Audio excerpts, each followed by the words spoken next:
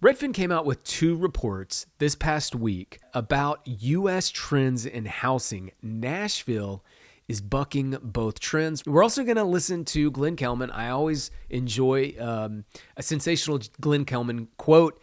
And of course, he talks about what happens when the shiitake mushrooms hit the fan. So I'm going to play that clip.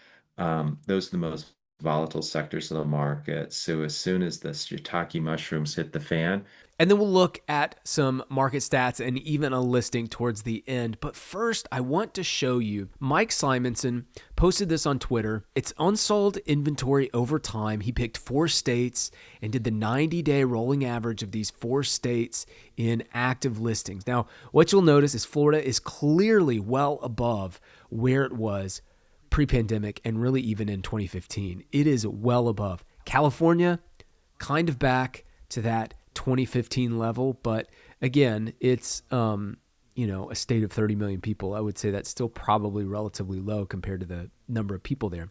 But look at Tennessee. Tennessee had 40,000 active listings in 2015. Today, we're at about 30,000 active listings according to this chart, rolling average over time. And what makes this fascinating is Tennessee has also been growing rapidly over the past 10 years. If we take a look at Tennessee's population, in 2015, Tennessee's population was 6.6 million people. Today, it's well over 7.2 million people. It's not just getting back to pre-pandemic inventory, but when you normalize for the population, you can see that there's just vastly more people per listing now than there was in 2015, 10 years ago. So this is obviously a tailwind to a market that has a lot of headwinds, but nonetheless, there are just a lot more people on the sidelines today than there were back then. It's pretty wild to see that. Now let's take a look at what Redfin called out. They had 2 trends. One is about luxury homes, and they said luxury home prices rise 4%, but sales fall to the lowest level in over a decade. So basically what they're saying is sales volume, there's not as many people buying, but the people buying are paying more in the luxury market. Contrast that with this was also released, this listing on the same day. Starter home sales are up 4%. as demand for higher priced options stumbles. If we scroll down here, Nashville, the median sales price is up 1.6%. The median sales price for a starter home, they describe at $338,000, and they say pending sales are down 2.5%. Now, if you remember, we discussed this. If we go to our daily chart, I actually added it on my daily charts here. You can see that pending volume or contract volume is very much down in the lower price tiers. Here we categorize it as $350 to $650.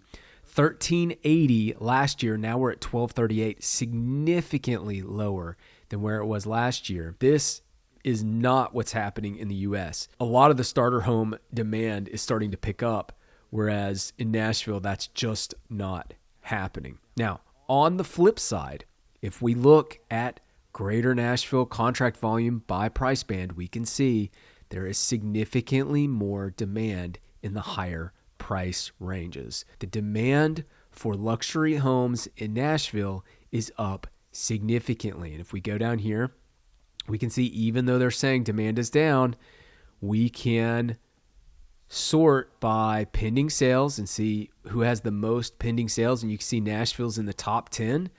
And it's up 11.4% year over year in pending sales volume for this time of year. So even though active listings are up, pending sales volume is up significantly, and homes sold year over year is up. Pretty interesting to watch that dichotomy happen in Nashville. And I believe one of the reasons that Nashville is so much stronger on the luxury market and a little weaker on the starter home market is because of the migration piece. There's a lot of balance sheets moving in to Nashville that are pushing up home prices to make it unaffordable for people who work in Nashville, but the people who are moving into Nashville can buy at these prices, and that's why the 1 to 2 million have really taken off. Now, let's take a listen to Glenn Kelman because he says something really interesting.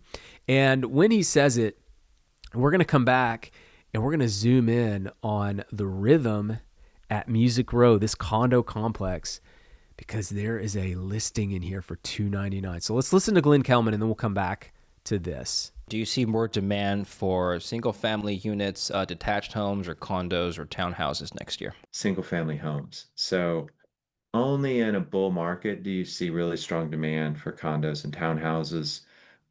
Those are the most volatile sectors of the market. So as soon as the shiitake mushrooms hit the fan, it's condos where you see it first. Okay. Condos get really sell, especially downtown.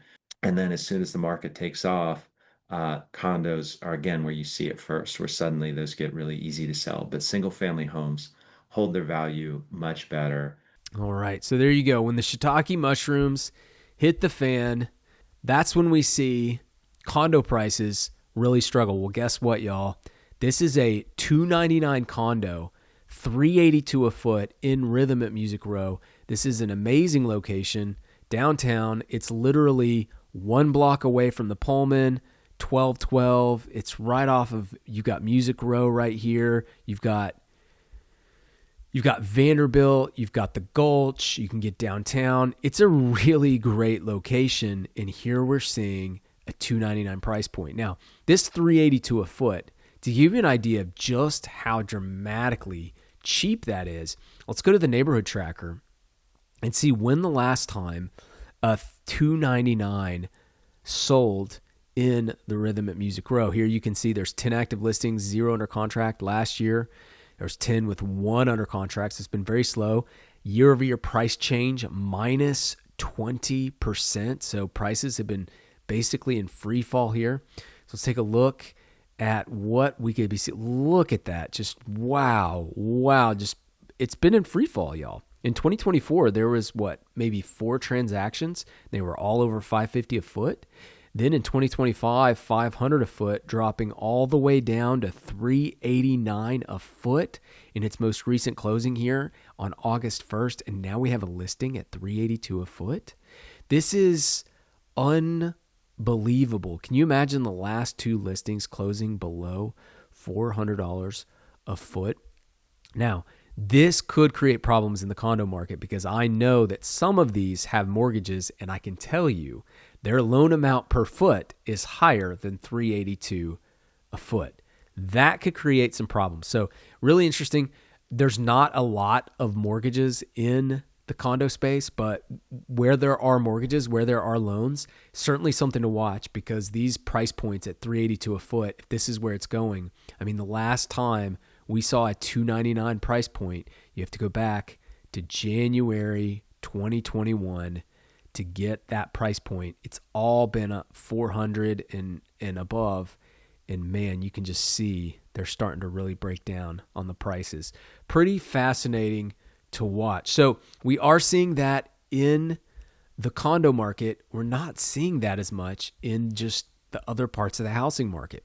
You can see here in the single family space, active listings are up 20%. It's very slow, and because there's 20% more listings, here you can see contract volume down 4.5%, still staying above the 2023 levels, but well below the 2024 levels. This is surprising because we're a lot closer to 2024 mortgage rates than we are 2023 mortgage rates, where we were almost 1.5% higher in 2023. We were pushing, if you go back, 2023, we were at 7.7 on the mortgage rate. We've been, basically hanging on, white knuckling it ever since. But single family prices, even if there are some soft spots in the market, there's just not the distress. But where there could potentially be some, at least first, is in the condo market. And as you can see, the condo market's getting very, very soft. Take that for what it's worth. Now, I will tell you, if you are looking for a crash, housing market's already crashed. In gold ounces, here I put together 278 ounces would have bought the median home in September of 2022. Today, it only takes 132 ounces of gold to buy the median home. Ladies and gentlemen, home prices have crashed 53%. when it comes to gold.